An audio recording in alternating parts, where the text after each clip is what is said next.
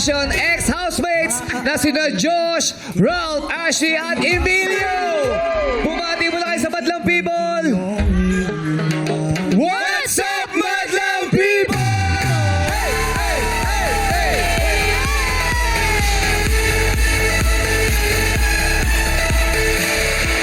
Guys, alam ko naging masagana ang 2025 para sa inyo. Ngayong 2026, meron kayo ba kayong mga New Year's resolution na maisishare sa Josh, ating kay mga Josh people? tayo mag-start. Ang New Year's resolution ko talaga magpalaki ng katawan, katulad ni Ralph and Emilio. Parang, pag magkakatabi kami, di ba?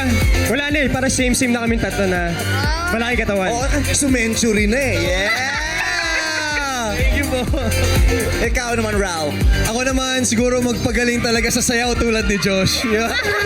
Workshop tayo, mag-workshop tayo. Yun. Okay, to be fair ha, nag-improve na kayo sa dancing talaga, lalo ka na ha. Ang laki Thank na you, ng thank you po. improvement mo. Si Emilio din. Grabe! Ang laki. Dati hindi nakakapuo ng 1/8 steps ito. Pero ngayon, naka 1/8 siya tapos all na. Nakakomplete na. Congrats. Thank you po. Diba? Little wins, little steps, baby po. steps. Every diba? year po, mag-accelerate, diba? Level up po every year. Yes.